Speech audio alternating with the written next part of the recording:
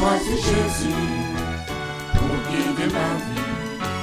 Mon bien-aimé Jésus, il est à moi, je suis à lui. J'ai choisi Jésus pour guider ma vie. Mon bien-aimé Jésus, il est à moi, je suis à lui. J'ai choisi Jésus pour guider ma vie. Mon bien-aimé Jésus, il est à moi, je suis à lui. J'ai choisi Jésus pour guider ma vie. Mon bien-aimé Jésus, il est à moi. Voilà, gloire à Dieu. Nous bénissons le Seigneur pour l'opportunité d'étudier sa parole dans la tranquillité, parce que nous savons que nos frères et sœurs, dans certaines régions d'Inde, de la Chine, de l'Inde, sont en difficulté, on brûle les églises, on tue les chrétiens, et ils étudient la parole en cachette, et parfois dans des systèmes qui sont apparentés à des systèmes de services secrets pour se retrouver, quoi. Et nous nous disons, nous sommes bénis, mais c'est en même temps un jugement pour nous aussi, avec cette facilité que nous avons. Qu'est-ce que nous en faisons de cette parole? Voilà, donc c'est... Merci Seigneur, mais Seigneur, aide-nous aussi à tirer le maximum de ce qu'on peut tirer et mettre en pratique, parce que sinon, à quoi ça sert cet avantage que nous avons de pouvoir l'étudier? C'est ça, bien-aimés, tous ceux qui suivent, moi le premier, faisons en sorte que cette parole devienne effective dans nos vies. C'est ça l'objectif. C'est pas... Il n'y a pas d'objectif académique ici pour gonfler le cerveau. Le but, c'est de mettre en pratique afin que nous recevions la vie du Seigneur.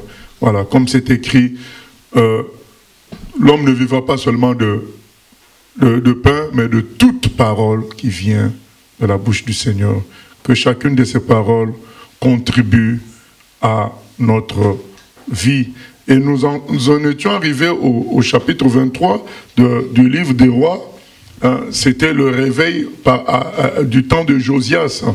Et avant de continuer, en fait, on va relire le chapitre 23 qu'on a déjà lu. On va relire ça, mais avant, je tiens à dire, faire un petit résumé du chapitre 22. Dans le chapitre 22, on nous dit que Josias, il prend le pouvoir à l'âge de 8 ans. À l'âge de 8 ans, et déjà... En introduction, on nous dit qu'il a fait aussi bien que son père David. Donc, dès le départ, on nous dit qui est Josias, c'est quelqu'un qui a aimé la vérité. Voilà, la vérité est un choix. Donc on doit aimer la vérité.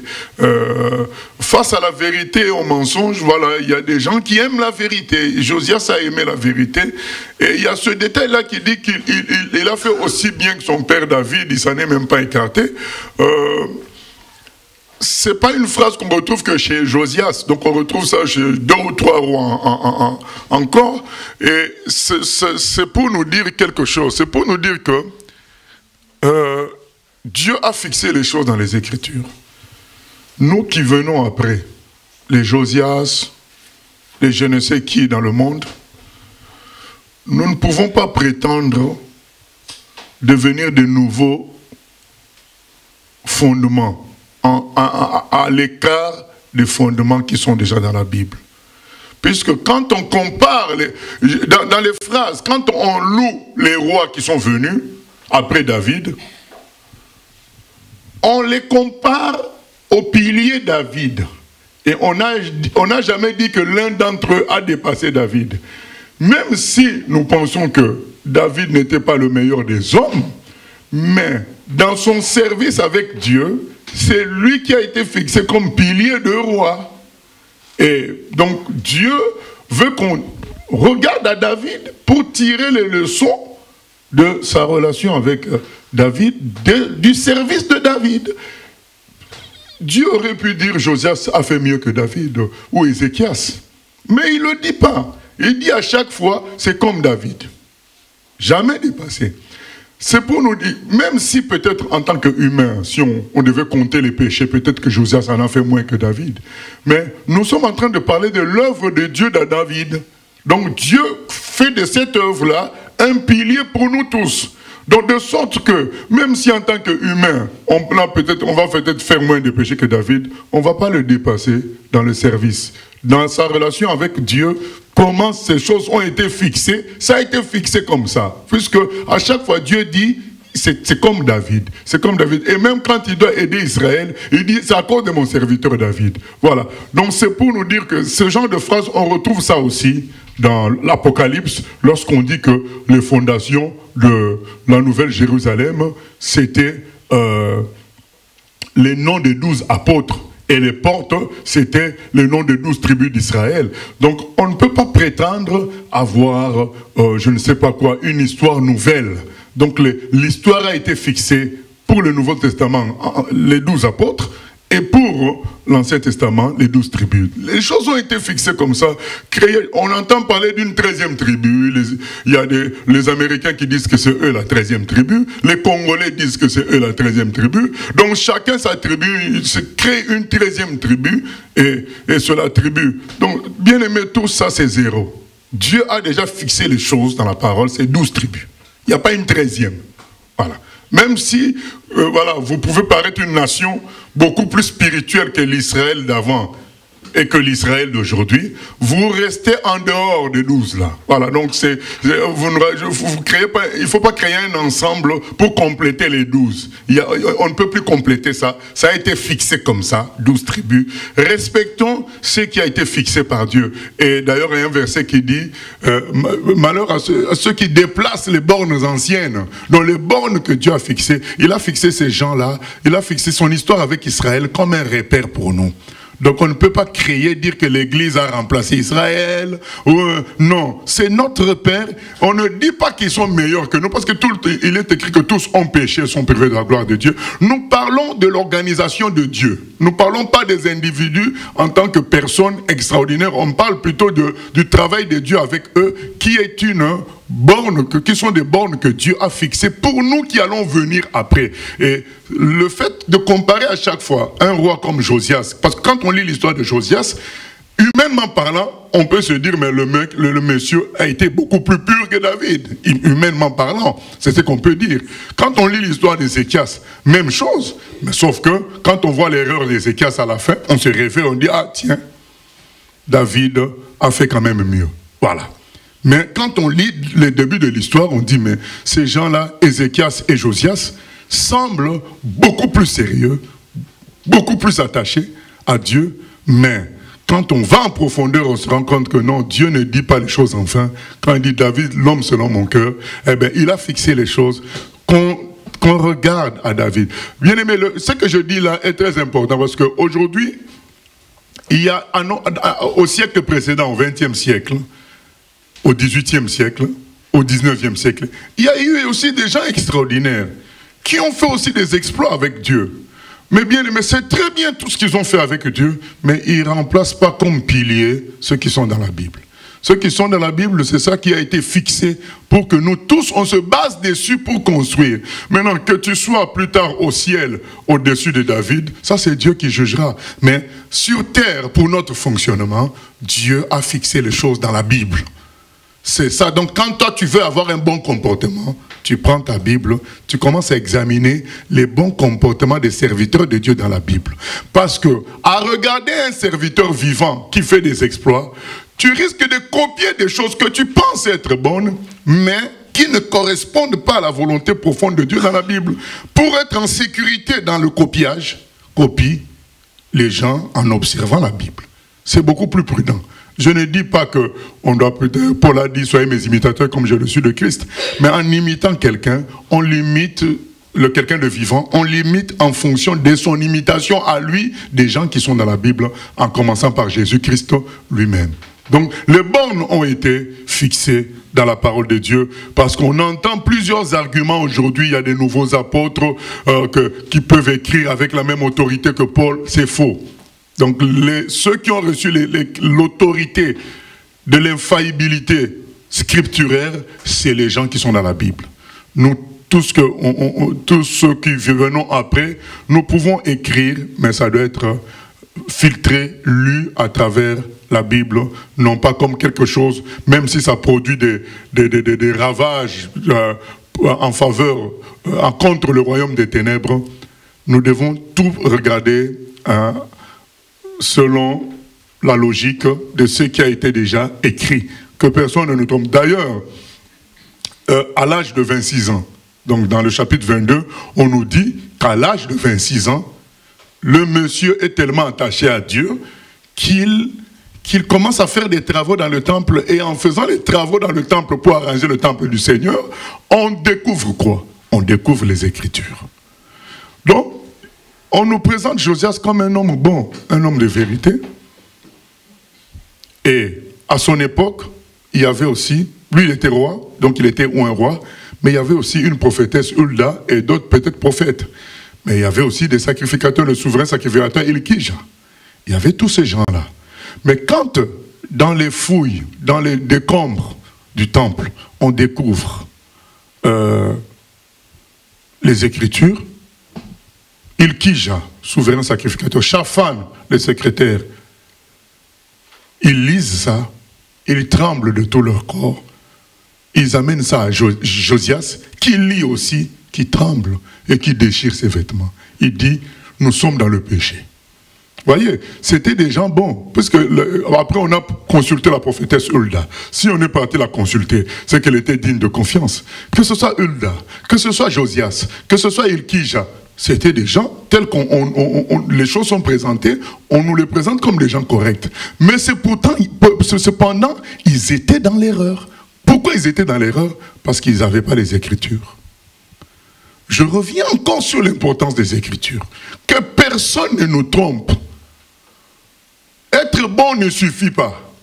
D'ailleurs, Psaume 11.3 le dit.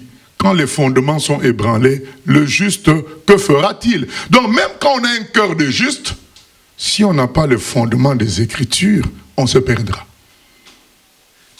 On a besoin des Écritures comme fondement, comme repère, comme pilier.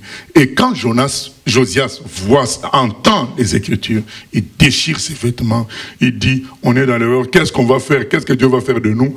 Il envoie la consultation auprès de la prophétesse Hulda, qui répond en disant, écoute toi, Josias, comme tu as de bonnes intentions, tu seras préservé des jugements que ce livre-là, que vous avez lu, décrit, tu seras préservé de cela, ça viendra après toi, mais Dieu ne retiendra plus sa main. Donc malgré le bon cœur de Josias, Dieu a déjà décidé d'écarter aussi son peuple de Juda, de la province de Juda. Donc il a décidé d'en finir avec le royaume de Juda, comme il venait d'en finir avec le royaume d'Israël, le royaume du Nord. Dieu dit, ça ne changera pas. Malgré toi, Josias, tu es bon, mais tu seras payé par le fait que ces jugements-là, tu ne les verras pas. Mais ça viendra quand même, puisque ton peuple m'a trop profané, c'est pas bon. Et du coup, Josias commence à... Il fait quoi? Il fait une lecture collective de la Bible. Il y a Esdras aussi qui avait fait ça, qui fera ça, on verra quand on arrivera à Esdras. Donc, il fait une lecture collective, c'est-à-dire que les gens et les enfants et les aînés, tous ils étaient là à écouter la parole du matin au soir, pour qu'eux-mêmes se rendent compte. C'est pourquoi, bien aimés, nous avons besoin de lire la Bible, de faire lire aux gens la Bible. Parce que quand quelqu'un lit, Dieu lui parle en lisant les Écritures. C'est comme ça que Pavel s'était converti. Ils avaient tué des chrétiens pour les voler. Et ils ont, dans les poches, il y avait un Nouveau Testament. Et il a lui, un brigand, un bandit, un tueur, il a commencé à lire. C'est comme ça qu'il s'est converti. Dieu parle à travers les Écritures. Même si on ne s'en rend pas compte, il parle. Et Josias a tenu à ce que les gens lisent la Bible. Parfois, nous ne lisons pas la Bible, nous ne la faisons pas lire en nous disant « mais les gens ne comprendront pas » ou bien ces textes ne correspondent pas au problème. Bien aimé, ça c'est pas notre souci, c'est pas notre problème, ça c'est le problème du Saint-Esprit. Nous faisons en sorte que les Écritures soient lues. Voilà. Et ce qu'il y a de difficile à comprendre, c'est Dieu lui-même qui fera que les gens, Dieu lui-même qui expliquera ça aux gens. Faisons en sorte que les Écritures soient lues. C'est comme ça qu'il y a eu des sociétés qui sont nées, qui ont été créées pour distribuer la Bible dans le monde entier. Ces gens-là étaient confiants et conscients qu'en lisant la Bible, les gens trouveront Dieu. Et c'est ce qui s'est passé dans beaucoup d'endroits. La distribution de la Bible a apporté des réveils, a changé beaucoup de choses. Il y a des gens qui ont lu, leur vie ont été transformées et eux aussi ils ont pris la Bible, ils ont commencé à répandre ça partout. Faisons en sorte que la Bible soit lue, faisons en sorte que nos enfants lisent la Bible et ainsi de suite. Et Josias fait lire à tout le monde et en lisant, les gens se rendent compte de leur erreur et ils décident de faire alliance avec Dieu.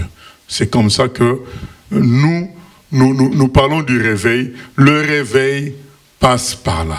Ça passe par le fait de revenir à la parole de Dieu. Comme Josias l'a fait. Il a ramené son peuple à la parole de Dieu. Revenons à la parole de Dieu. Que dit la parole?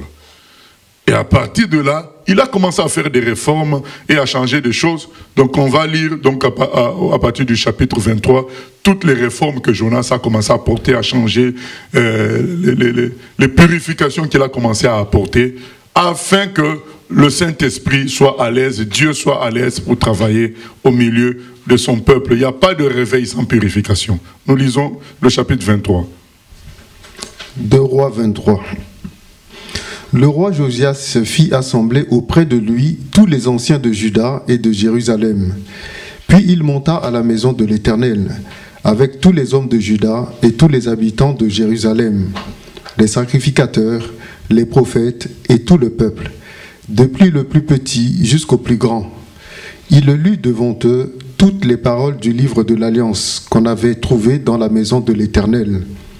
Le roi se tenait sur l'estrade et il traita alliance devant l'Éternel, s'engageant à suivre l'Éternel et à observer ses ordonnances, ses préceptes et ses lois de tout son cœur et de toute son âme, afin de mettre en pratique les paroles de cette alliance écrites dans ce livre. Et tout le peuple entra dans l'alliance. Le roi ordonna à Hilkija, le souverain sacrificateur, aux sacrificateurs du second ordre et à ceux qui gardaient le seuil, de sortir du temple de l'Éternel tous les ustensiles qui avaient été faits pour Baal, pour Astarté et pour toute l'armée des cieux. Et il les brûla hors de Jérusalem, dans les champs du Cédron, et en fit porter la poussière à Béthel. Il chassa les prêtres des idoles, établis par les rois de Juda pour brûler des parfums sur les hauts lieux dans les villes de Juda et aux environs de Jérusalem. Et ceux qui offraient des parfums à Baal, au soleil, à la lune, au zodiaque et à toute l'armée des cieux. Il sortit de la maison de l'Éternel l'idole d'Astarté, qu'il transporta hors de Jérusalem, vers le torrent de Cédron. Et il la brûla au torrent de Cédron et la réduisit en poussière. Et il en jeta la poussière sur les sépulcres des enfants du peuple. Il abattit les maisons des prostituées qui étaient dans la maison de l'Éternel, et où les femmes tissaient des tentes pour Astarté. Il fit venir tous les prêtres des villes de Juda. Il souilla les hauts lieux, où les prêtres brûlaient des parfums, depuis Géba jusqu'à Beersheba. Et il renversa les hauts lieux des portes, celui qui était à l'entrée de la porte de Josué, chef de la ville, et celui qui était à gauche de la porte de la ville. Toutefois, les prêtres des hauts lieux ne montaient pas à l'autel de l'Éternel à Jérusalem, mais ils mangeaient des pains sans levain au milieu de leurs frères. Le roi souilla Tophet dans la vallée des fils de Hinnom, afin que personne ne fasse plus passer son fils ou sa fille par le feu en l'honneur de Moloch. Il fit disparaître de l'entrée de la maison de l'Éternel les chevaux que les rois de Juda avaient consacrés au soleil, près de la chambre de l'eunuque Nétan-Mélec, qui demeurait dans le faubourg, et il brûla au feu les chars du soleil. Le roi démolit les autels qui étaient sur le toit de la chambre haute d'Akaz, et que les rois de Juda avaient fait, et les autels qu'avait fait Manassé, dans les 2 parvis de la maison de l'Éternel. Après les avoir brisés et enlevés de là, Il en jeta la poussière dans le torrent de Cédron. Le roi souilla les hauts lieux qui étaient en face de Jérusalem, sur la droite de la montagne de perdition, et que Salomon, roi d'Israël, avait bâti à Astarté, l'abomination des Sidoniens, à Kémosh, l'abomination de Moab, et à Milcom, l'abomination des fils d'Ammon. Il brisa les statues et abattit les idoles, et il remplit d'ossements d'hommes la place qu'elles occupaient. Voilà, bien-aimé, il n'y a pas de retour à Dieu sans la séparation du monde. On ne peut pas dire je reviens à Dieu mais avec les choses du monde. Non, quand Josias et Ézéchias ramenaient le peuple à Dieu, et ils se débarrassaient de tout ce qui était idole, de tout ce qui était faux culte, de tout ce qui était faux Dieu, ils s'en débarrassaient. On voit dans Actes des Apôtres chapitre 19, quand les chrétiens se convertirent, ils prirent des livres, les anciens livres qu'ils avaient de magie et autres livres impurs, ils les brûlèrent sur une place publique. Donc on ne peut pas faire du mélange avec Dieu. Le réveil, le retour à Dieu, c'est pas une question de nombre et d'exploit, c'est d'abord une question d'appartenir à 100% à Dieu. Que le commandement qu'on a reçu aujourd'hui, c'est tu aimeras le Seigneur de tout ton cœur. Donc c'est d'abord ça, que toute ta vie tu la vives pour Dieu et que tu te débarrasses des ennemis de Dieu. Et c'est ce que Josias fait, il se débarrasse des faux prêtres, tout ça. Il y a un nettoyage qui se fait. Quand il y a réveil, il y a nettoyage. On a vu ça dans les Actes des Apôtres aussi. Ananias et Saphira, ils ont voulu mentir. En temps de réveil, ouais, ils sont morts. Instantanément. Ils sont morts. Donc, puisque le réveil, ça va avec ça. Donc, on décide de vivre selon Dieu. Voilà. Donc, du coup, on se débarrasse de ce qui est... qui n'est pas Dieu, mais qui prétendait être Dieu. Aujourd'hui, bien aimé, il y a beaucoup de choses. Il y a le fait que l'argent ait pris un rôle important dans les églises. Donc, on doit arrêter avec ça. Donc, le vrai réveil... bon, moi, depuis que je suis chrétien, ça fait des années, plus de 20 ans, dans le milieu occidental, quand je dis occidental, l'Afrique comprise, puisque, voilà, c'est pas l'Orient, donc c'est dans les milieux occidentaux, Afrique, Europe, Amérique, tout ça, il n'y a plus de vrai réveil. Il y a des mouvements de masse, oui, mais il n'y a plus de vrai réveil où les gens se repentent, abandonnent le péché. Il y a plus de... On apprend, ah oui, mais dans telle ville aux États-Unis, il y a un réveil, les gens là, ils prient tous les jours, et puis, mais la personne qui prêchait pendant ce réveil-là, j'ai oublié son nom, Todd quelque chose, mais il était lui-même tatoué comme pas possible, comme les musiciens du monde, et on dit que c'est le réveil. Parce qu'il y avait du monde, parce qu'il y avait de l'agitation, et parce que c'était tout le temps, tous les jours. Mais oui, mais le monsieur lui-même tel qu'il était, quand tu le regardais, tu voyais bien que, voilà, il mélangeait avec le monde. Mais ça, ce ne sont pas des réveils. On a entendu à gauche, à droite, comme à Toronto, la bénédiction de Toronto, où les gens commençaient comment dire, à parler en langue de chien, en langue de coq, tout ça. Ce n'était pas des réveils, même s'il y avait du monde, de l'agitation, du mouvement, comme dans les vrais réveils, mais ce n'était pas des vrais réveils parce qu'il y avait le contenu du monde au milieu des enfants de Dieu. Dieu ne nous appelle pas à faire le coq, à faire le chien. Donc il y avait le contenu du monde, il y avait, voilà, on a vu de faux réveils avec des danses, où on dit de prétendues danses prophétiques, où les femmes dans l'église, elles dansaient presque dénudées, mais tout simplement, voilà, puisque il y avait du mouvement, on dit mais il y a un réveil là-bas, non, ce ne sont pas des réveils. Le vrai réveil nous ramène à la simplicité de Dieu. À la nature de Dieu, à fonctionner avec Dieu. L'argent ne peut pas... la place qu'occupe l'argent aujourd'hui, c'est la même place que nous voyons là, les idoles dont on parle là. C'est la même place. Le Seigneur Jésus a dit, on ne peut pas servir deux maîtres. On ne peut pas servir Mammon et Dieu.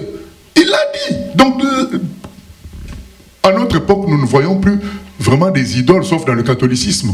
Mais les idoles sont devenues matérielles et spirituelles, comme l'argent, comme les bâtiments, comme les individus aussi. Les pasteurs, c'est devenu des idoles. Comme par exemple le succès. Tu parles à quelqu'un, il va te poser la question, mais vous étiez combien? Le nombre. Donc il s'intéresse au nombre plus qu'à la parole qui a été prêchée. Vous étiez combien? Le nombre. Quand on fait le rapport d'une réunion, forcément, lisez les articles dans les journaux chrétiens. On fait le rapport d'une réunion, est-ce que le nombre va manquer? Impossible. Ils vont vous dire, en 3 jours, il y a eu 8000 personnes. Et en plus, si les mathématiciens les attrapaient, ils les frapperaient, ces gens-là, parce qu'ils disent qu'il y a eu 8000 personnes, parce qu'ils comptent 3000 le premier jour, 2500 le deuxième jour, et ensuite 2500 le troisième jour, ils disent qu'il y a eu 8000. Non, il y a des gens du premier jour qui sont venus encore le deuxième jour. Et il y a des gens du premier jour qui sont venus encore le troisième jour. Et il y a des gens du deuxième jour qui sont venus. Donc, on ne peut pas compter comme ça qu'il y a eu 8000 personnes, alors que dans les 8000, il y a des gens qui sont venus dans les 3 jours, pendant les 3 jours. Donc, tout ça, c'est fait parce qu'on tient tellement au nombre qu'on en arrive à créer ce que quelqu'un a appelé des mathématiques évangéliques. Non, c'est des idoles, toutes ces choses-là. Aujourd'hui, bien aimés, nous devons revenir à la simplicité qui faisait que quelqu'un comme Philippe, après avoir fait des exploits à Samarie, dans toute une ville, Dieu l'amène à visiter qu'une personne, l'eunuque éthiopien. Alors que le monsieur venait de vivre des bains de foule, toute une ville est bouleversée par lui. Mais après, il est capable d'aller s'intéresser, de faire un parcours avec un seul individu. On doit revenir à cette simplicité-là. Qu'on puisse se déplacer pour 2 personnes. Mais nous, on se déplace à 12, mais pour visiter 2 personnes. Parce que dans le ciel, cela ne compte pas. Ce qui compte, c'est la présence de Dieu. Bien-aimé, que l'on te donne 1 million d'euros en présence de 10 000 personnes, ou bien qu'on te donne 1 million d'euros en présence de 2 personnes, est-ce que ça change le million là?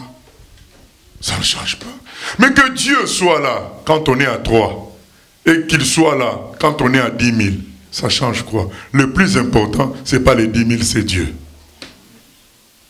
À quoi ça sert d'être 10 000 sans Dieu? Donc, si, on n'est pas contre les 10 000, mais si dans 10 000 il y a Dieu, l'objectif c'est Dieu. Ah ben merci Seigneur. Si dans 3 il y a Dieu, ben, l'objectif de tout ce qu'on fait c'est qui? C'est quoi? C'est Dieu, rencontrer Dieu. Donc moi je dois être content d'être avec 2 personnes seulement, puisque Dieu est là, et d'être avec 10 000, et puisque le même Dieu est là, parce que c'est lui l'objectif. Quand est-ce qu'une équipe gagne un match? Mais quand un but est entré. Mais que le but entre par un coup de tête, ou bien que le gardien de l'équipe qui tire et qu'il marque donc à cette distance-là, pour le PDG, le manager de l'équipe, ça change quoi? Lui, il sait qu'on a gagné, on a la coupe, les millions sont rentrés dans la caisse. Alors, l'objectif du christianisme, c'est Jésus, c'est Dieu. Alors, nous devons revenir à ça. Et donc, du coup, tout ce qui est, on doit apprendre à dégager les autres choses. Voilà, il y a des questions, oui. Question Internet. Au chapitre 22, on précise le nom de la mère de Josias. N'est-ce pas elle qui a enseigné la parole à son fils?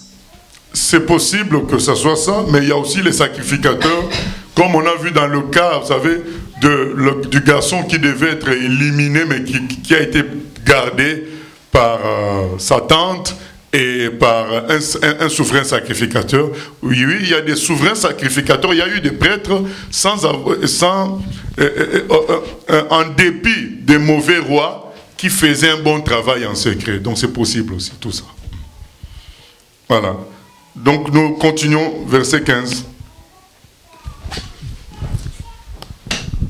Verset 15. Il renversa aussi l'autel qui était à Béthel et le haut lieu qu'avait fait Jéroboam, fils de Nébat, qui avait fait pécher Israël. Il brûla le haut lieu et le réduisit en poussière. Et il brûla l'idole. Josias s'étant tourné et ayant vu les sépulcres qui étaient là dans la montagne, envoya prendre les ossements des sépulcres et il les brûla sur l'autel et le souilla, selon la parole de l'Éternel prononcée par l'homme de Dieu qui avait annoncé ces choses. Il dit : quel est ce monument que je vois ? Les gens de la ville lui répondirent : c'est le sépulcre de l'homme de Dieu, qui est venu de Juda et qui a crié contre l'autel de Béthel ces choses que tu as accomplies. Et il dit : laissez-le, que personne ne remue ses os. On conserva ainsi ses os, avec les os du prophète qui était venu de Samarie. Josias se fit encore disparaître toutes les maisons des hauts lieux, qui étaient dans les villes de Samarie, et qu'avaient faites les rois d'Israël pour irriter l'Éternel. Il fit à leur égard entièrement comme il avait fait à Béthel. Il immola sur les autels tous les prêtres des hauts lieux qui étaient là, et il y brûla des ossements d'hommes. Puis il retourna à Jérusalem. Voilà, donc on nous dit au verset 19, les rois d'Israël avaient irrité le Seigneur en construisant des lieux de culte païens dans les villes de la Samarie. Josias en détruisit aussi tous les bâtiments, exactement comme il avait fait à Béthel, jusqu'à tuer les prêtres, jusqu'à tuer les prêtres. Bien aimé, tout ça est là pour nous dire que Dieu tient à la pureté. Dieu tient à la pureté. Il tient. Jésus l'a même dit à la femme samaritaine. Le Seigneur cherche les véritables adorateurs qui vont l'adorer en esprit, en vérité. Les histoires de dire mais c'est pas grave, c'est pas bon. Donc on doit regarder au fond de nous qu'est-ce que Dieu veut et faire ce que Dieu veut et détruire tout le reste, bien aimé. On doit être prêt. On doit être prêt à la fausse foi. Dieu n'en veut pas. Et on dit qu'il était irrité. Je pense que Dieu est irrité quand il voit que pour un séminaire, il faut payer de l'argent. Il doit être irrité.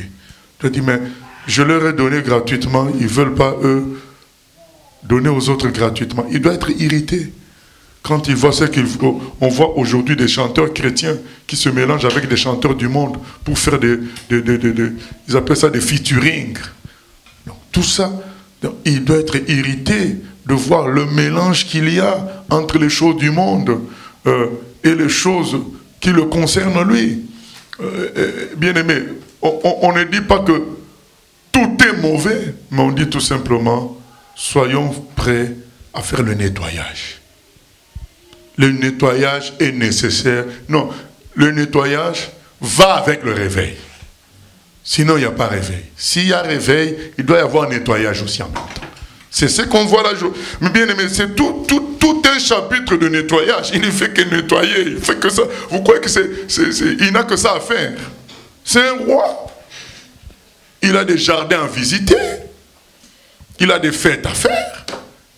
S'il fait tout ça, c'est animé par l'Esprit de Dieu, qui n'est pas d'accord. Mais comme, vous savez, tant que Dieu n'a pas trouvé l'ouvrier qui doit nettoyer, les gens pensent qu'il accepte les choses. Il n'accepte pas. Il est dérangé.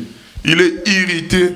Mais parfois, même Dieu manque quelqu'un qu'il va utiliser pour faire le nettoyage. Même Dieu. C'est pas pour rien qu'il dit la moisson est grande, il y a peu d'ouvriers. Donc ce n'est pas facile même pour lui de trouver d'ouvriers. Parce que comme il a créé l'homme libre, le cœur de l'homme est libre. Donc il ne peut pas s'imposer. Et quand il trouve un cœur qui va, c'est le maximum. C'est pourquoi on avait dit une fois, je ne sais pas si c'est un mardi ou dimanche, Dieu, quand on a l'onction bien-aimée, servons Dieu au maximum. Au maximum. Parfois tu vas former des gens qui vont être plus durs que toi, ça va te sauver. Mais au moment où toi, Dieu te donne l'onction pour être dur, toi, tu n'as pas été dur. Ah, mais bien aimé, c'est fini pour toi. Donc, quand tu peux quand tu peux dire des choses vraies, et que tu as ce courage-là, dis-les. Parce que ça te lie en même temps. Parce qu'un jour, quand tu voudras reculer, c'est ton propre fils qui dira, mais papa, tu nous avais dit ça, non? Ah, là, tu es sauvé toi-même. À fond. Regardez, moi je me dis, mais un roi qui passe son temps à purifier comme ça, on n'a pas dit que c'est un prêtre, c'est un roi. C'est l'onction de Dieu, c'est pas lui, c'est l'onction de Dieu. Et quand l'onction est sur toi comme ça, va à fond. N'écoute pas ton raisonnement qui dit, mais les gens vont se moquer de toi, les gens vont trouver que tu es trop dur, les gens vont trouver que tu es extrémiste. Non. L'onction est là pour fonctionner. Quand tu as l'onction, vas-y, parce que l'onction, c'est pas donné, c'est Dieu qui donne. Et quand on l'a, allez à fond. Et Josias est allé à fond, bien aimé, réveille, ça va ensemble avec le nettoyage. Et quand Dieu nous fait cette grâce-là, ils ont de cette grâce, parce qu'un jour, parce que nous sommes des humains, notre corps ne tient pas toujours avec la puissance de Dieu. Il y a des moments où le corps faiblit, et c'est là qu'on a besoin de ce qui a été figé, de ce qui a été boulonné, pour nous ramener nous-mêmes qui sommes fatigués. Donc voilà, respectons l'onction de Dieu. Quand on l'a, on doit aller à fond, et c'est ce que Josias est en train de faire. Nous allons maintenant au verset 21, il rétablit la Pâque. Verset 21. Le roi donna cet ordre à tout le peuple. Célébrez la Pâque en l'honneur de l'Éternel, votre Dieu, comme il est écrit dans ce livre de l'Alliance. Aucune Pâque pareille à celle-ci n'avait été célébrée depuis le temps où les juges jugeaient Israël et pendant tous les jours des rois d'Israël et des rois de Juda. Ce fut la 18e année du roi Josias qu'on célébra cette Pâque en l'honneur de l'Éternel à Jérusalem. Amen. Vous voyez maintenant, quand il a fait le nettoyage, maintenant, allez, on peut servir Dieu, on peut faire la Pâque. Pas de mélange. On nettoie, après, on peut servir. C'est pourquoi même dans nos propres vies, il y a des moments où Dieu va mettre un stop parce qu'il y a un nettoyage à faire. Et quand il va nettoyer, là, maintenant, on peut retourner à un service glorieux du Seigneur. C'est ce qui se passe. Et on nous dit que depuis l'époque des juges, on n'avait pas vécu une telle Pâque. Mais oui, c'est normal parce que le nettoyage a été fait. Il n'y avait plus de mélange. La gloire de Dieu était au rendez-vous. Voilà ce que Josias a fait. Et cet épisode-là de la Pâque, nous allons bien lire ça plutôt dans les chroniques. Quand on arrivera aux chroniques, on nous décrira cette Pâque, comment elle était extraordinaire. Voilà, oui. Je voulais justement poser une question. Quand on lit Corinthiens, on voit que l'apôtre Paul, il écrit aux Corinthiens et il leur dit que il les avertit dans son courrier qu'il souhaite qu'ils se remettent en question avant d'aller les visiter, parce qu'il leur dit qu'il ne voudrait pas être sur place, être obligé d'être sévère avec eux. Donc on voit qu'il est décidé à être sévère s'il le faut, pour remettre l'ordre chez les Corinthiens. Et je me posais la question parce qu'il y a un verset qui dit que de reprendre avec un esprit de douceur. Donc en fait je voulais savoir comment on peut faire la part des choses, parce que là aussi Josias il plaisante pas, il est sérieux. Et là tu disais aussi que si on doit aussi reprendre quelqu'un, lui dire les choses et la vérité, on ne doit pas s'arrêter, on doit le faire véritablement. Donc voilà, je voulais que tu me donnes un peu la nuance, parce que l'apôtre Paul parle de sévérité, il ne dit pas esprit de douceur, quoi. Oui, donc la nuance c'est la doctrine. En ce qui concerne la vérité et la parole, Dieu nous autorise à être sévère, à être dur là-dessus quand c'est le moment. Maintenant, en ce qui concerne les rapports individuels, les rapports sociaux, c'est là qu'on nous exhorte. Quand tu reprends ton frère, reprends-le avec douceur, parce que il est un homme comme toi. Tu ne peux pas le reprendre comme si tu étais son Dieu. Mais en ce qui concerne ce qui doit être fait en l'honneur de Dieu, on peut être sévère, on peut être dur, parce qu'on parle de ce qui concerne Dieu et on parle du péché. Donc quand je prêche, je suis dur, mais quand je visite les gens dans leur maison, je compatis. On use de douceur, parce que moi aussi je suis un homme. Donc on dit la vérité, mais avec douceur, parce qu'on ne peut pas prendre la place de Dieu. Donc c'est dans ce sens-là. Donc dans nos rapports, on dit la vérité dans un esprit de douceur pour relever, mais pour la doctrine, on ne bouge pas. Donc c'est ce qu'on voit avec Jésus qui chasse les vendeurs du temple avec violence, parce que là, ils ont touché, c'est-à-dire ils ont amené un autre Dieu dans le temple, Mammon. Donc, en ce qui concerne la doctrine, il peut être très sévère, mais dans son rapport individuel, la femme adultère, il dit non, je ne te condamne pas, mais ne pêche pas. Et il lui dit quand même la vérité, mais ne pêche plus. Mais on sent toute la douceur qui est là pour sauver. Voilà. Donc dans les rapports individuels, nous sommes appelés à user de douceur dans la vérité. Mais en matière de doctrine, Dieu peut susciter des gens avec l'onction prophétique pour dire les choses sévèrement. Et voilà, ça, il n'y a pas de problème pour ça. Voilà, nous continuons au verset 24. Verset 24. De plus, Josias fit disparaître ceux qui évoquaient les esprits et ceux qui prédisaient l'avenir, et les téraphim, et les idoles, et toutes les abominations qui se voyaient dans le pays de Juda et à Jérusalem, afin de mettre en pratique les paroles de la loi écrites dans le livre que le sacrificateur Ilkija avait trouvé dans la maison de l'Éternel. Avant Josias, il n'y eut point de roi qui, comme lui, revienne à l'Éternel de tout son cœur, de toute son âme et de toute sa force, selon toute la loi de Moïse. Et après lui, il n'y en a point paru de semblable. Toutefois, l'Éternel ne se désista point de l'ardeur de sa grande colère, dont il était enflammé contre Juda, à cause de tout ce qu'avait fait Manassé pour l'irriter. Et l'Éternel dit, « J'ôterai aussi Juda de devant ma face, comme j'ai ôté Israël, et je rejetterai cette ville de Jérusalem que j'avais choisie, et la maison de laquelle j'avais dit, là sera mon nom. » Le reste des actions de Josias et tout ce qu'il a fait, cela n'est-il pas écrit dans le livre des chroniques des rois de Juda? De son temps, Pharaon Nécho, roi d'Égypte, monta rejoindre le roi d'Assyrie, vers le fleuve de l'Euphrate. Le roi Josias marcha à sa rencontre, et Pharaon le tua à Megiddo, dès qu'il le vit. Ses serviteurs l'emportèrent mort sur un char. Ils l'emmenèrent de Megiddo à Jérusalem, et ils l'enterrèrent dans son sépulcre. Et le peuple du pays prit Joachaz, fils de Josias, ils l'oignirent et le firent roi à la place de son père. Joachaz avait 23 ans lorsqu'il... Voilà, on peut s'arrêter là pour le moment. Donc on voit que Josias continue toujours son nettoyage. Donc il avait l'onction pour cela. Il continue, il détruit les statuettes sacrées, les idoles, les autres objets de culte païen. On nous dit toujours, selon le livre, donc pour obéir aux ordres du livre de la loi trouvé par le grand prêtre Ilkija.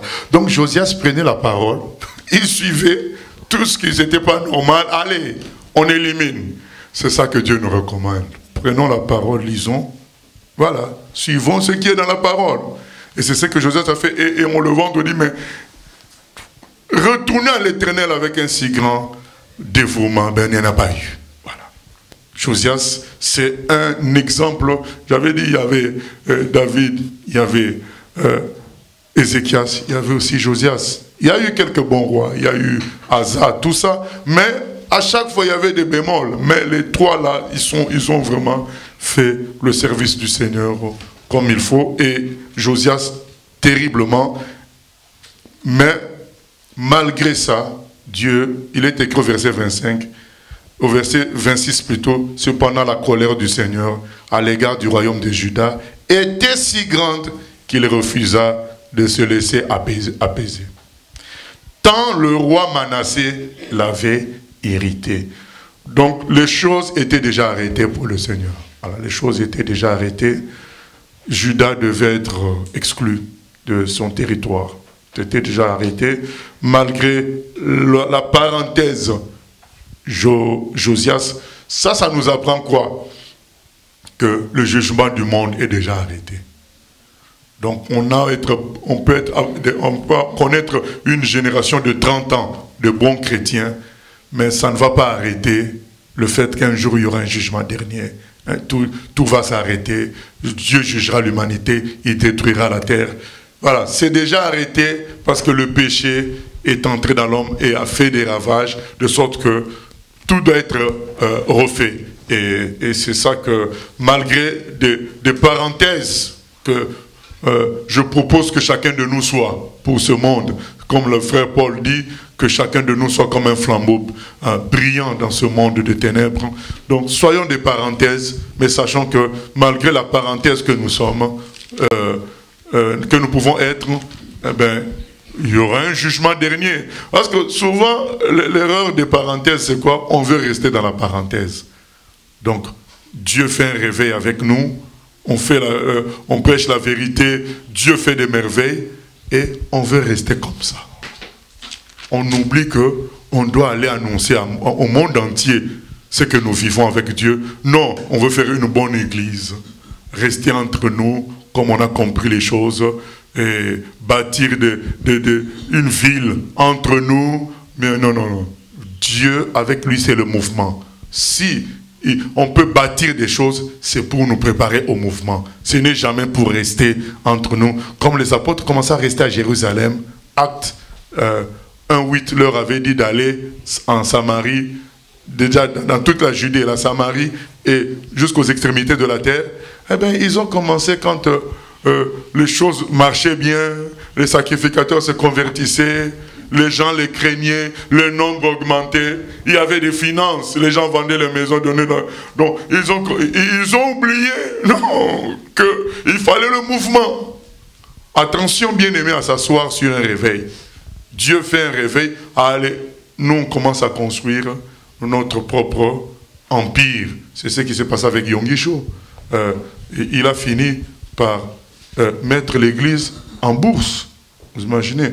Et Yonggi Cho, c'est ce qu'on peut appeler réveil. C'est-à-dire que c'est un quartier, un pays bouddhiste, mais Dieu produit une église formidable au point que les églises des pays occidentaux chrétiens envient cette église qui est dans un pays bouddhiste, au point que petit à petit la Corée est devenue finalement en quelque sorte plus un pays chrétien qu'un pays bouddhiste. Ça, c'était le réveil. D'accord. Mais il ne faut pas s'asseoir sur ça. Il faut du mouvement. Mais quand on s'assoit, on fait un conseil d'administration. Je ne suis pas contre l'ordre. Je veux dire que quand on veut copier le monde en quelque sorte, on veut assurer la pérennité de ce qu'on vit, mais d'une manière locale, on veut assurer que... Non, le Seigneur, nous devons imiter Jésus. Jésus ne s'est pas assis. Il était en mouvement. Quand il s'est assis, c'était pour former ses apôtres. Quand il les a formés, lui-même il leur dit, c'est le mouvement, mes bien-aimés. Et quand ils n'ont pas écouté, dans Acte 8.1, le verset inverse, la référence inverse, Acte 1.8, il leur dit le mouvement. Ils n'ont pas compris, Acte 8.1, il envoie la persécution. Le désordre, comme ça, vous serez obligé d'être en mouvement par la force. Attention. Nous ne sommes pas appelés à nous asseoir. Nous ne sommes pas appelés au mouvement. Aujourd'hui, dans les milieux chrétiens, dès qu'une église avance, grandit, les choses, on achète la salle, tout ça, tout le monde veut un poste. Tout le monde veut rester là, avoir quelque chose, manger sa part du gâteau. Mais non, nous sommes en formation pour aller dire à tout le monde, Jésus-Christ veut vous sauver. Nous sommes en formation. Une église, c'est un endroit de formation. C'est pas là, c'est pas un hôpital. C'est un endroit pour la formation, mais en formant, on joue un peu à l'hôpital, on joue un peu, comment dire, à la banque parfois, mais c'est plus une école, voilà. Et quand on oublie ça, on s'assoit dessus, on s'assoit, comme c'est passé pour Yonggi Cho, finalement l'église était cotée en bourse. Finalement, on sait ce qui s'est passé, son fils a fait des malversations boursières, en complicité avec son papa, ayant fermé les yeux. C'est pour nous dire, bien aimé, la Bible a raison quand on dit mieux vaut la fin d'une chose que son commencement. Cet homme a commencé pauvre. Quand vous écoutez son histoire, vous dites, ah mais Dieu est merveilleux. Comment Dieu l'a délivré. Comment lui il a commencé comme quelqu'un qui ne connaissait rien. comment Dieu, quand il raconte sa première délivrance, combien il avait chassé son premier démon, vous rigolez, vous dites, mais vraiment comment Dieu peut utiliser des gens simples, et puis les choses grandissent, après ça devient, le cachet de cette église-là devient l'église la plus grande au monde. Voilà. Voilà. Bien aimé, il ne faut pas accepter ce genre de titre, tout ça, l'église la plus grande au monde. Toi, tu connais tout, est-ce que tu connais la vie de Dieu? Après tout, c'est Dieu qui doit juger, c'est lui le vrai jury. L'église la plus grande du monde, eh bien, finalement, on met ça en bourse. Et de fil en aiguille, cette église nous a fait vivre un spectacle où 19 anciens portent plainte contre le pasteur. Portent plainte chez les païens. Quel spectacle! Tout ça parce qu'on a voulu s'asseoir sur le réveil. Non, on n'a pas à s'asseoir sur le réveil. On doit faire comme les Paul. Paul, il arrive dans une ville, il convertit le proconsul, le chef de la ville. Donc il pouvait même lui demander une maison, il reste là, il commence à faire ses affaires. Puisque c'est le responsable de la ville, le roi de la ville, il le convertit. Mais on nous dit qu'il n'a fait que 2 jours là. 2 jours après, il continue son chemin. Le mouvement. On n'est pas là pour s'asseoir. S'asseoir pour former. Mais quand le temps arrive, chacun de nous, là je parle vraiment pour chacun de nous. Chacun de nous doit se dire, on est en mouvement. Je ne suis pas en train de forcer les appels. Je dis que c'est une conscience qu'on doit avoir et quand on a cette conscience-là, le Seigneur peut nous parler, on va entendre sa voix. Mais quand on n'a pas cette conscience-là, quand le Seigneur nous appelle, on ne va pas entendre sa voix. Prenons conscience de ça, qu'on a à être en mouvement. Et on nous dit, malgré la bonté de Josias, ben, le Seigneur n'a pas voulu changer de position. Et nous devons maintenant regarder avec tristesse la fin du royaume de Juda. C'est ce qui va suivre à partir du verset 31. Verset 31. Joachaz avait 23 ans lorsqu'il devint roi, et il régna 3 mois à Jérusalem. Sa mère s'appelait Amutal, fille de Jérémie de Libna. Il fit ce qui est mal aux yeux de l'Éternel, entièrement comme avaient fait ses pères. Pharaon Nécho l'enchaîna à Ribla, dans le pays de Hamath, pour qu'il ne règne plus à Jérusalem. Et il mit sur le pays une contribution de 100 talents d'argent et d'1 talent d'or. Et Pharaon Nécho établit au roi Eliakim, fils de Josias, à la place de Josias, son père. Et il changea son nom en celui de Joachim. Il prit Joachaz, qui alla en Égypte, et y mourut. Joachim donna à Pharaon l'argent et l'or, mais il taxa le pays pour fournir cet argent, d'après l'ordre de Pharaon. Il détermina la part de chacun et exigea du peuple du pays l'argent et l'or qu'il devait livrer à Pharaon Nécho. Joachim avait 25 ans lorsqu'il devint roi, et il régna 11 ans à Jérusalem. Sa mère s'appela Zébuda, fille de Pédaja, de Ruma. Il fit ce qui est mal aux yeux de l'Éternel, entièrement comme avaient fait ses pères. Voilà, bien-aimés, ça ne veut pas dire que puisque on a un papa correct, qu'on sera correct. Donc on le voit. Là, c'est un papa comme Josias produit, ben, c'est Joachaz, quand il devient roi, ben, on se dit, mais c'est malheureux ce qu'il va faire. Joachaz fit ce qui déplaît au Seigneur. Le salut est personnel, même si Proverbe 22:6 nous dit, instruis l'enfant selon la voie qu'il doit suivre, quand il sera vieux, il s'en détournera point. Mais on reste responsable de son salut. On ne peut pas dire c'est mon papa qui va me donner le salut. Donc là, Josias, ça fait son parcours. Toi aussi, tu dois faire ton parcours. Et moi, je dis souvent cet exemple-là, on ne voit pas, on ne nous parle pas des fils, des enfants des apôtres. Moi, je me suis toujours dit que c'était dû au fait que chacun devait gérer sa relation avec Dieu. Ce n'est pas parce que tu es fils d'apôtre que c'est automatique que tu seras apôtre ou tu seras... Non, non. Tu dois signer ton alliance personnelle avec Dieu. Et Joachaz a fait le contraire. et le pharaon l'a mis prisonnier, et puis il met un autre fils de Josias, Eliakim, à qui on donne le nom de Joachim, et lui aussi, il fait ce qui déplaît au Seigneur, comme a fait ses ancêtres, d'où nous arrivons au chapitre 24, la fin de Juda commence. Oui. Question Internet. Aujourd'hui, comment se manifeste le nettoyage qui précède le réveil? Car Josias détruisait les idoles physiques. Mais lorsqu'elles ne sont pas physiques, comment les détruire? C'est ce qu'on a dit, on a parlé des idoles immatérielles et matérielles comme l'argent. L'argent, donc à nous, à notre époque, de détecter les idoles. Donc les idoles sont les choses qui attirent les gens au niveau d'un Dieu, au niveau de Dieu. Donc à nous de détecter au milieu de nous qu'est-ce qui est devenu une idole. Par exemple, moi quand j'habite la France, je sais que l'administration est une idole en France.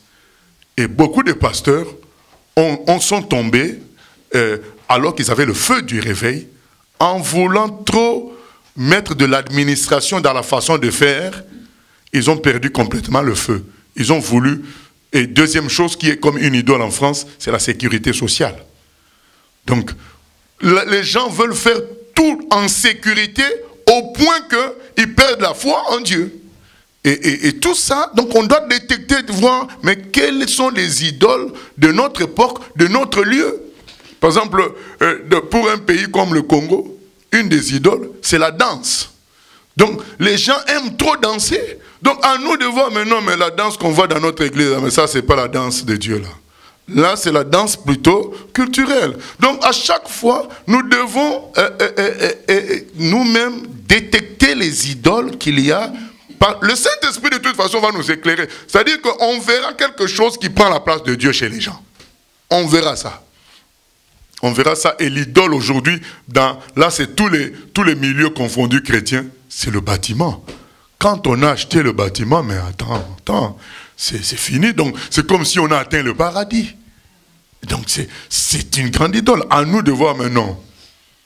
Le bâtiment, c'est un bon serviteur, mais ça ne doit pas être une idole.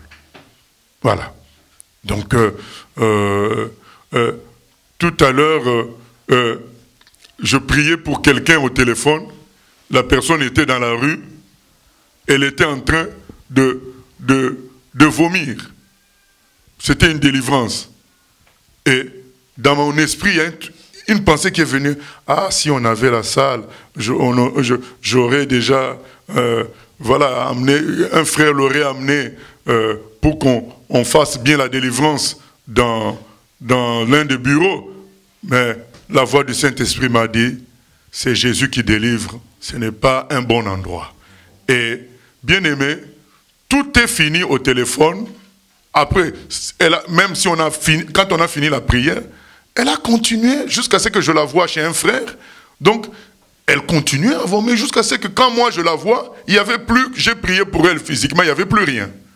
Voilà. Donc c'est pour dire que dans notre idée, on se dit, mais non, il faut un endroit tranquille où je peux prier pour quelqu'un. Mais Jésus, est-ce que Jésus avait une salle? Non. Au lieu de dire, Seigneur, fais avec les moyens que nous avons, nous on se dit, non, s'il y avait une salle, ça c'est notre idée. Donc on a élevé certaines choses. À nous de voir tout ça et de dire, non. Maintenant, je reviens au Seigneur, je vais travailler. Bien aimé, on ne dit pas qu'on ne cherche pas de salle, on ne dit pas qu'on ne cherche pas des instruments de musique, mais on se dit ceci, Jésus est plus important que tout ça. Tout en priant pour ces choses-là, en attendant, nous devons considérer que nous sommes au complet avec ce que nous avons aujourd'hui. Voilà, c'est ça quoi. Donc on doit à chaque époque détecter quelles sont les idoles de notre époque. Je pense que certaines personnes peuvent se demander, on n'a pas posé la question, mais je préfère quand même qu'on en parle, pour la mort de Josias, hein, qu'on donne plus de détails. Est-ce qu'on ne peut pas lire 2 Chroniques 35-20 voilà. Je pense que pour un roi si bon, c'est quand même bien de tout savoir. Je sais qu'on allait traiter ça dans les livres de chroniques, mais ça va prendre de la distance. Vaut mieux qu'on le voit aujourd'hui, et puis voilà, qu'on ait une idée complète de Josias. Donc on va lire donc 2 Chroniques 35 de 20 à 27. Après tout cela, après que Josias eut réparé la maison de l'Éternel, Nécho, roi d'Égypte, monta pour combattre à Carchemish sur l'Euphrate. Josias marcha à sa rencontre, et Nécho lui envoya des messagers pour dire: « Qu'y a-t-il entre moi et toi, roi de Juda? Ce n'est pas contre toi que je viens aujourd'hui, c'est contre une maison avec laquelle je suis en guerre. Et Dieu m'a dit de me hâter. Ne t'oppose pas à Dieu, qui est avec moi, de peur qu'il ne te détruise. » Mais Josias ne se détourna point de lui, et il se déguisa pour l'attaquer, sans écouter les paroles de Nécho qui venaient de la bouche de Dieu. Il s'avança pour combattre dans la vallée de Megiddo. Les archers tirèrent sur le roi Josias, et le roi dit à ses serviteurs: « Emportez-moi, car je suis gravement blessé. » Ses serviteurs l'emportèrent du char, le mirent dans un second char qui était à lui. Ils l'emmenèrent à Jérusalem.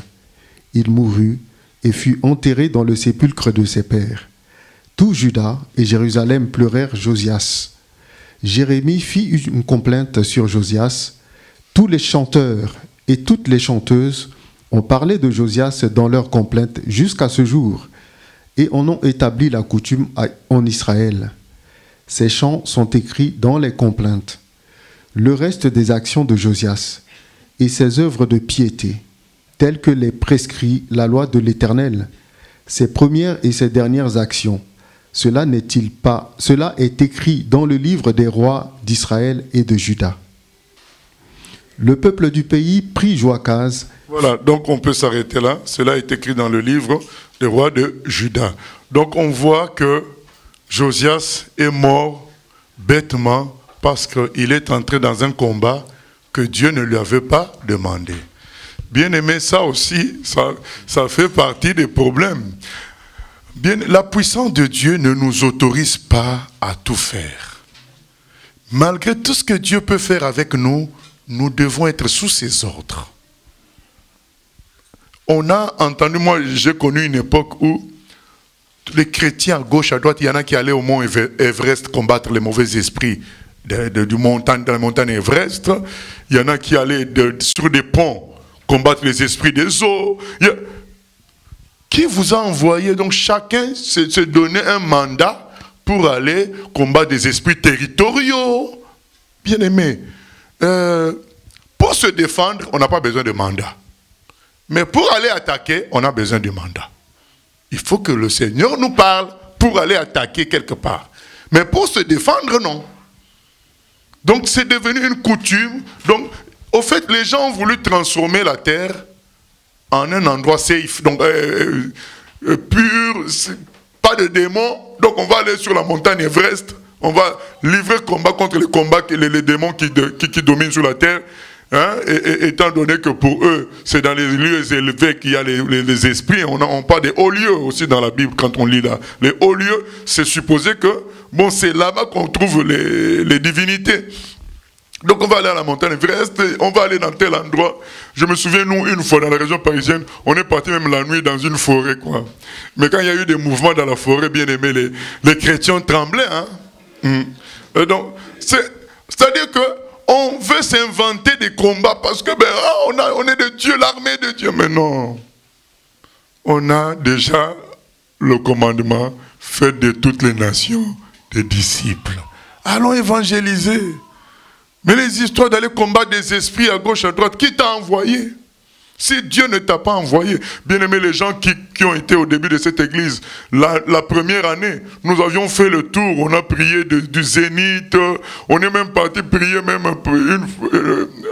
à la cathédrale, on a fait ça qu'une seule année, selon l'inspiration, on n'a pas répété ça, ça fait combien, plus de 20 ans, plus de 16 ans qu'on est là, on n'a pas répété la chose. On ne fait pas des choses par sentiment. Et quand on a fait ça, on a vu aussi les effets. Quelques jours après, on nous apprenait que la cathédrale avait brûlé à l'intérieur. Une fois, un 15 août, on avait attaqué l'idole de Bon Secours. 2 jours après, on apprend que la foudre est tombée là-bas. Donc, mais on n'a pas se dit, puisqu'il y a eu la foudre qui est tombée, on va recommencer ça chaque année, chaque 15 août, on va attaquer l'idole de Bon Secours. Non, bien aimé, on fait les choses selon la conduite du Saint-Esprit. Donc, on ne doit pas se croire les plus forts et commencer à combattre n'importe qui. Josias, un homme correct, pied. Donc, on dit que les gens ont pleuré à tel point qu'ils ont institué les pleurs sur Josias, tellement tout le monde l'admirait. Mais ça ne veut pas dire parce que tu as bien fait pendant 20 ans que tu dois faire comme tu veux après. Non, on doit être toujours sous les ordres de l'Éternel. Peu importe la façon dont il nous utilise, même si tout le monde nous applaudit, tout le monde trouve qu'on est extraordinaire, nous on doit se rappeler que c'est Dieu qui fait en nous, on doit être sous ses ordres. Toujours, ne nous laissons pas emporter par ce que Dieu fait avec nous. Ça reste lui, nous restons des humains. Que les gens ne nous entraînent pas dans des combats qui ne sont pas décidés par le Seigneur. Parce que les gens vont dire, mais frère, vraiment Dieu t'utilise dans tel domaine. On a besoin de toi ici. Consulte d'abord Dieu. Tu consultes Dieu et Dieu te donne le feu vert et tu pars. On a besoin de toi parce que quand toi tu parles, ces choses-là se font. C'est pas toi, c'est Dieu. Donc consulte la source. Toujours. Et Josias est parti comme ça. Et il n'est resté qu'à nous. Moi, je me mets dans le public. Il n'est resté qu'à nous les complaintes. Pleurer sur un tel roi, un merveilleux serviteur de Dieu. On pleure pourquoi? Parce que, bon, même si on est merveilleux serviteur de Dieu, on doit être soumis à Dieu. C'est ça. C'est ça qui fait de David l'homme selon le cœur de Dieu. Avant chaque guerre, il demandait à Dieu, je monte ou je monte pas. Voilà. Il fallait que Dieu fixe. C'est ça quoi. Et allons jusqu'au bout dans cette démarche-là, de demander à Dieu. On n'est pas maître de nos talents. Les talents viennent de Dieu. On ne doit pas les utiliser comme si c'était les nôtres, faire ce qu'on veut. Attention à ça. Josias est un très bon exemple, un homme parfait, mais voilà. Il est entré dans un combat qui n'était pas le sien. Et Jérémie même a pleuré. Alors, nous continuons chapitre 24, c'est ça, hein?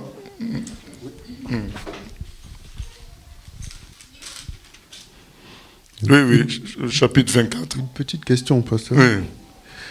Est-ce que tu peux nous apporter un petit éclairage par rapport à Exode 20, lorsqu'on voit des parenthèses qui sont faites avec Ézéchias et puis là avec Josias, Exode 26. Je lis.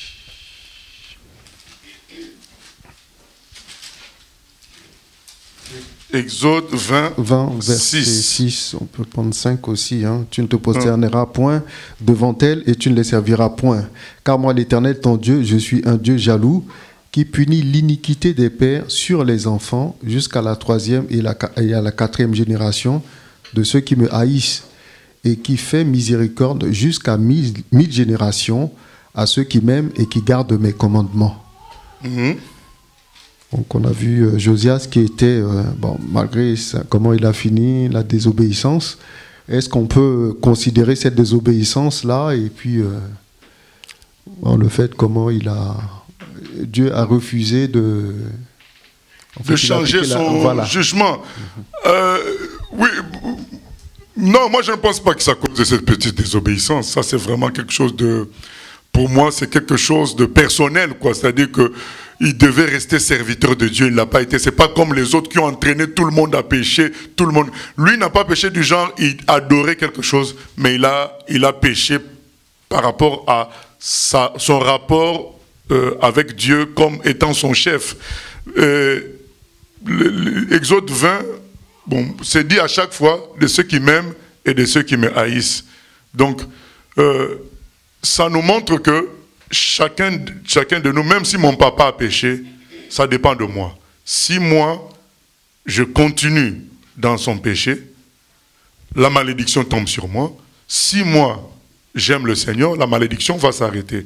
Je pense que ce Exode 20, ces deux détails-là nous montrent que la responsabilité incombe quand même à chaque génération. Mais comme on a tendance à imiter bêtement ce que nous ont fait nos prédécesseurs, donc les gens continuent à pécher et la malédiction continue. Donc je pense que pour Josias a été correct, mais son fils n'a pas voulu suivre son père.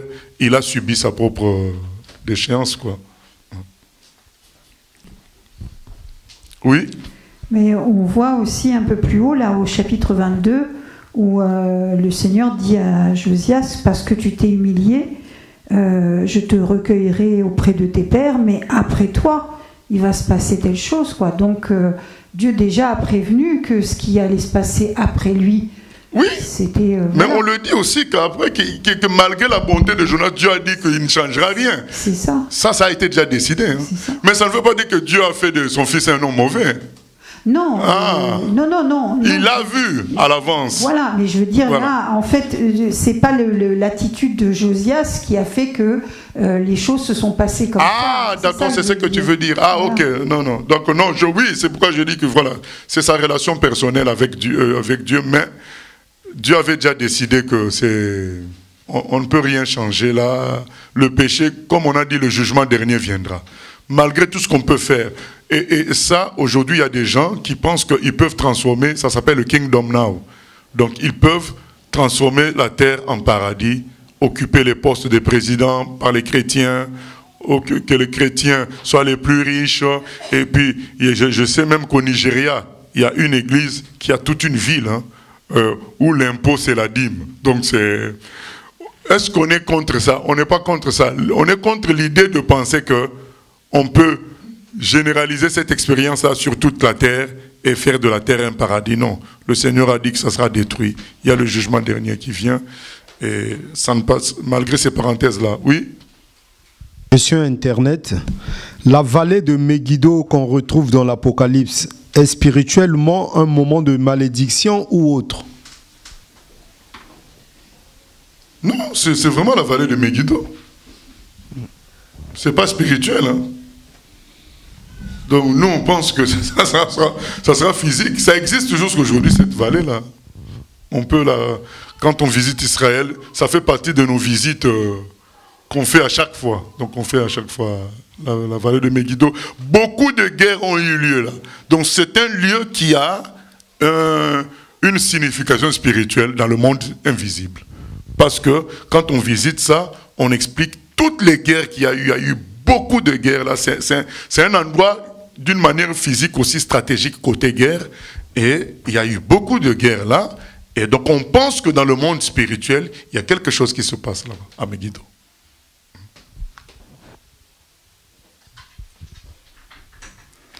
« 24. Chapitre 24. 200 ans, Nebuchadnezzar, roi de Babylone, se mit en campagne. Joachim lui fut assujetti pendant 3 ans, mais il se révolta de nouveau contre lui. Alors l'Éternel envoya contre Joachim des troupes de Chaldéens, des troupes de Syriens, des troupes de Moabites et des troupes d'Ammonites. Il les envoya contre Juda pour le détruire, selon la parole que l'Éternel avait prononcée par ses serviteurs, les prophètes. Cela arriva uniquement sur l'ordre de l'Éternel, qui voulait ôter Juda de devant sa face, à cause de tous les péchés commis par Manassé, et à cause du sang innocent qu'avait répandu Manassé, et dont il avait rempli Jérusalem. Aussi l'Éternel ne voulait-il point pardonner. Le reste des actions de Joachim et tout ce qu'il a fait, cela n'est-il pas écrit dans le livre des chroniques des rois de Juda? Joachim se coucha avec ses pères, et Joachim, son fils, régna à sa place. Le roi d'Égypte ne sortit plus de son pays, car le roi de Babylone avait pris tout ce qui était au roi d'Égypte, depuis le torrent d'Égypte jusqu'au fleuve de l'Euphrate. Joachim avait 18 ans lorsqu'il devint roi, et il régna 3 mois à Jérusalem.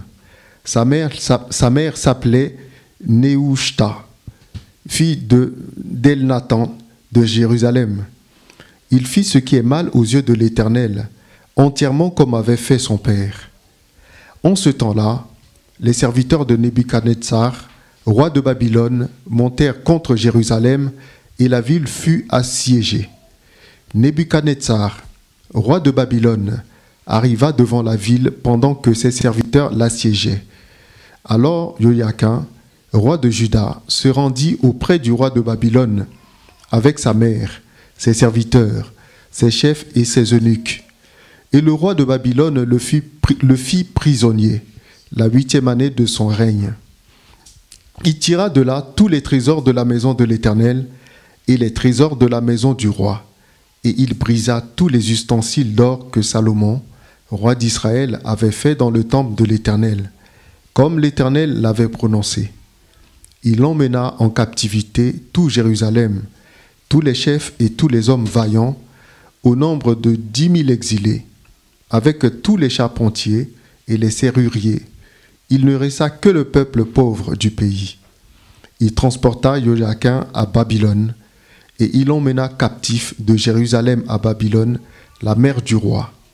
Les femmes du roi et ses eunuques, et les grands du pays, tous les guerriers au nombre de 7 000, et les charpentiers et les serruriers au nombre de 1000, tous hommes vaillants et propres à la guerre. Le roi de Babylone les emmena captifs à Babylone. Et le roi de Babylone établit roi à la place de Joachim, Mathania, son oncle, dont il changea le nom en celui de Sédécias. Voilà, Juda commence à être déporté, c'en est fini du royaume de Juda. Et cet épisode, c'est ça qui fait la force de la Bible. C'est ça qui fait la force de la Bible. Cet épisode nous est raconté dans le livre de Daniel. Souvenez-vous, donc on va lire Daniel, chapitre 1er, hein, les premiers versets. Donc Daniel raconte cet épisode, on voit comment la Bible est cohérente. Hein. Donc c'est...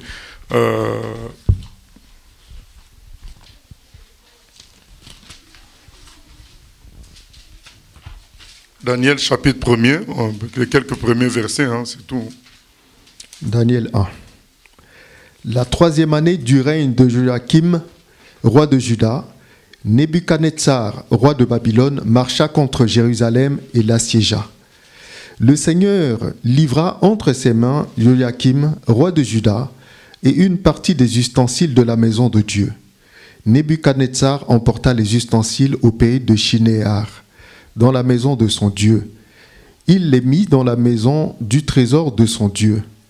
Le roi donna l'ordre à Ashpenaz, chef de ses eunuques, d'amener quelques-uns des enfants d'Israël de race royale ou de famille noble, de jeunes garçons sans défaut corporel, beaux de figure, doués de sagesse, d'intelligence et d'instruction, capables de servir dans le palais du roi, et à qui l'on enseignerait les lettres de la langue des Chaldéens. Voilà ce qui s'était passé. Donc, on vient de lire ça. À cette époque-là, voilà, donc Nebuchadnezzar a pris des gens et Daniel faisait partie de ces gens-là. Donc Daniel et ses amis faisaient partie des gens de famille royale, d'ascendance royale.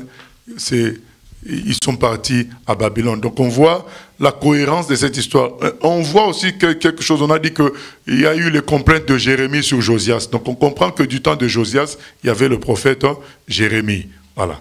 Et quelque temps après, donc il va y avoir le prophète Daniel qui va grandir, parce que là il est encore petit, ensuite il va grandir. Et on va voir que dans les parties qui vont suivre, il va y avoir un deuxième groupe, une deuxième déportation, dans laquelle, en réalité, se trouvait aussi le prophète Ézéchiel. Donc, à un moment donné, il y avait en même temps Ézéchiel, il y avait Daniel, il y avait aussi Jérémie. En même temps, il y a eu une époque où en même temps, il y avait presque les trois, mais chacun dans son coin. Jérémie, après, il a été aussi déporté, mais lui, il était toujours en Israël.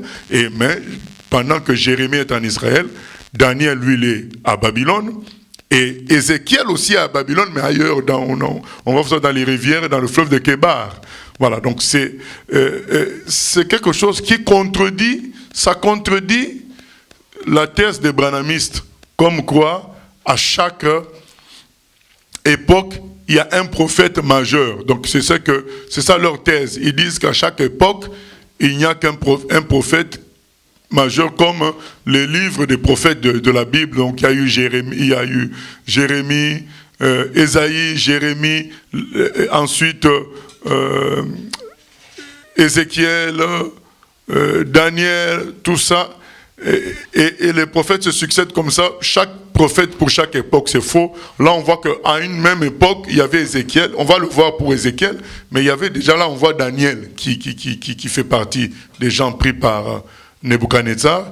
Et en ce moment-là, Jérémie avait fait la complainte sur Josias. Et on sait que même dans la suite, il y aura si vous avez déjà lu le livre de Jérémie, le grand conflit de Jérémie, ça sera avec le roi Sédécias, quoi. Donc on sait que Jérémie était là avec Sédécias, mais là on vient de voir que Daniel était déjà amené à Babylone, et les années vont passer, il va devenir adulte, et Ézéchiel était aussi à Babylone. Donc c'est dans cet empire-là, ces trois prophètes que eux ils appellent majeurs, ils étaient au même moment. Donc c'est faux leur théorie là. Pourquoi leur théorie? C'est pour qu'à la fin ils vous disent qu'à notre époque, le prophète majeur c'est Branham. En fait c'est ça l'idée.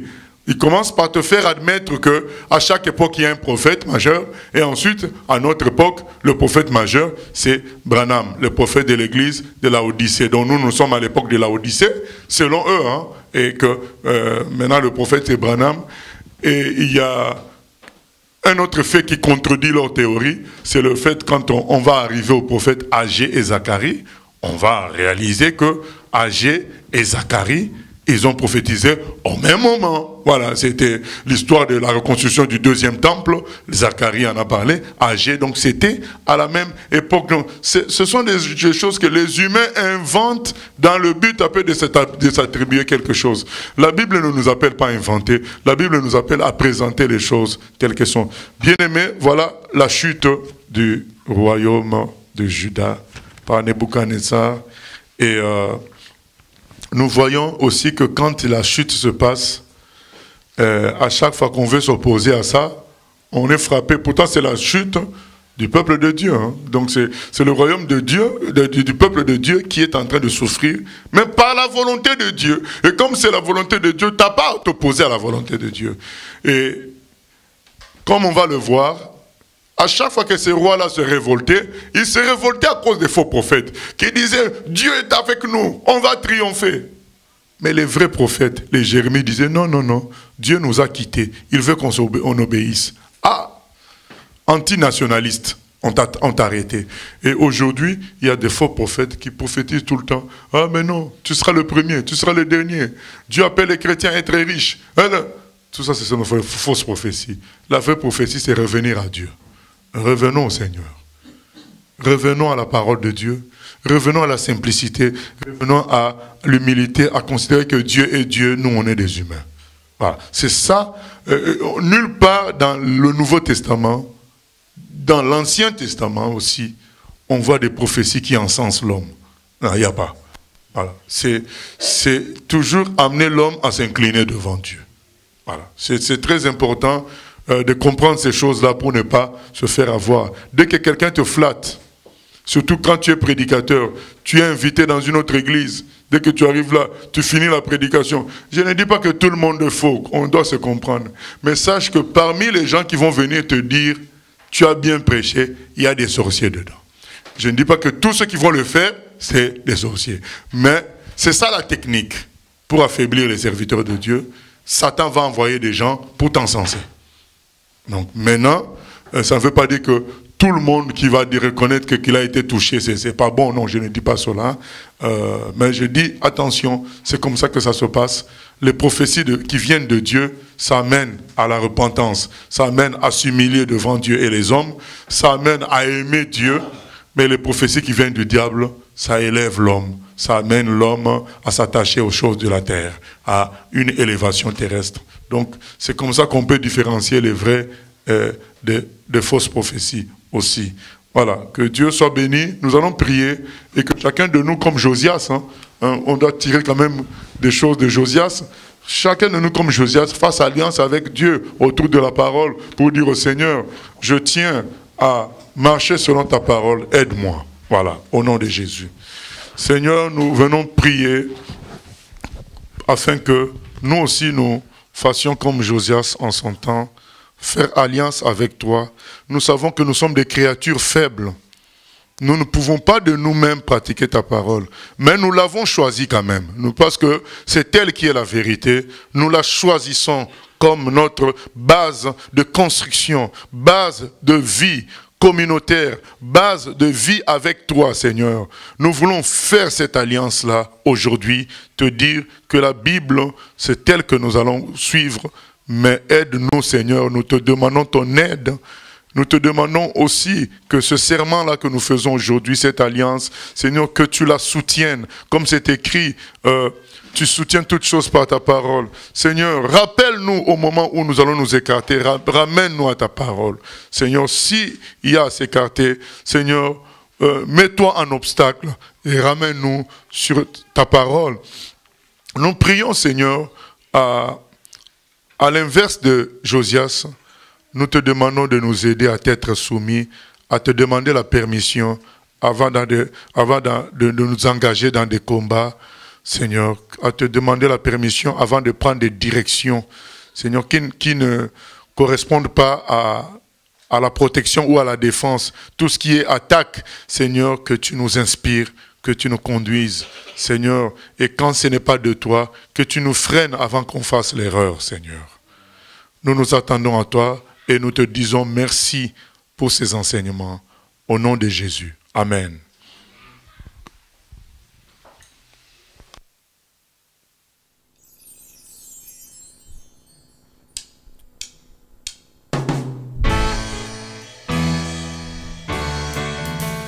J'ai choisi Jésus pour guider ma vie.